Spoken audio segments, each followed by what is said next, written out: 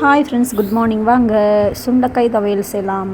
தேவையான பொருட்கள்: தக்காளி, அப்புறம் வெங்காயம், ஆனியன், அப்புறம் வெள்ளைப்பூண்டு, தேங்காய், கடலைப்பருப்பு, வரமிளகாய், சுண்டைக்காய், அப்புறம் புளி. வாங்க செய்யலாம். இதெல்லாம் போட்டு நல்லா ஃபஸ்ட்டு வெங்காயம், வரமிளகாய், அப்புறம் சுண்டைக்காய், அப்புறம் அதெல்லாம் போட்டு நல்லா வதக்கணும். ஃபஸ்ட்டு அதோட கலர் சேஞ்ச் ஆகிற வரைக்கும் நல்லா வதக்கிடணும்.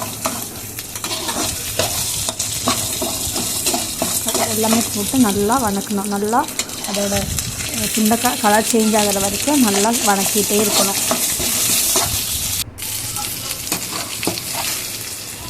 இங்கே பாருங்கள், இந்த கலரில் இருக்கும் சுண்டைக்காய். அது வரைக்கும் நீங்கள் வதக்குங்கணும்.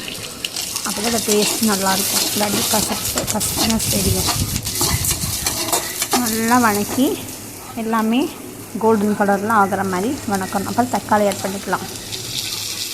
தக்காளி ஆட் பண்ணிவிட்டு அப்புறம் வெள்ளைப்பூண்டு,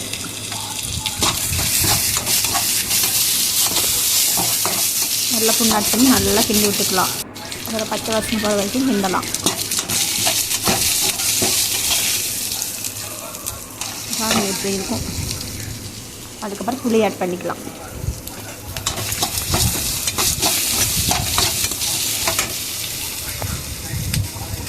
பாருங்கள், அதுக்கப்புறம் தேங்காய் கடைசியில் தான் தேங்காய் ஆட் பண்ணணும். தேங்காய் ஆட் பண்ணி நல்லா கிண்டி விடணும். நல்லா வதங்கணும். எல்லாமே மிக்ஸ் பண்ணி நல்லா வதங்கணும். அப்போ தான் சூப்பராக டேஸ்ட்டாக இருக்கும். அந்த கசப்புனஸே இல்லாமல் இருக்கும். அதுக்கப்புறம் உப்பு ஆட் பண்ணிக்கலாம். இங்கே பாருங்கள், இந்த மாதிரி இருக்கும். வதங்கினதுக்கப்புறம் எடுத்து ஆற வச்சுட்டு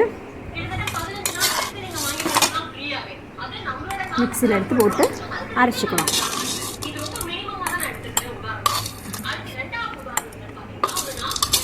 அரைச்சிங்கன்னா அவ்வளோ சுவையான சுண்டைக்காய் துவையல் ரெடி ஆயிடும். வாங்க அது எப்படின்னு பார்க்கலாம். இங்கே பாருங்கள், எவ்வளோ சூப்பராக இருக்குது. கலர் பாருங்கள், பச்சை கலர்லாம் போட்டாச்சு. ஆனால் என்ன கலரில் வந்துருக்குன்னு பார்த்தீங்களா? அவ்வளோ சூப்பரான துவையல். மருத்துவ குணம் கொண்ட உடம்புக்கு ரொம்ப ரொம்ப நல்லது. அல்சருக்கு இந்த சுண்டைக்காய் ரொம்ப ரொம்ப நல்லது. குழம்பு பிடிக்காதவங்க இந்த மாதிரி கூட செஞ்சு சாப்பிட்லாம். பிடிச்சிருந்தா சப்ஸ்கிரைப் பண்ணுங்கள், லைக் பண்ணுங்கள், ஷேர் பண்ணுங்கள். Thank you all.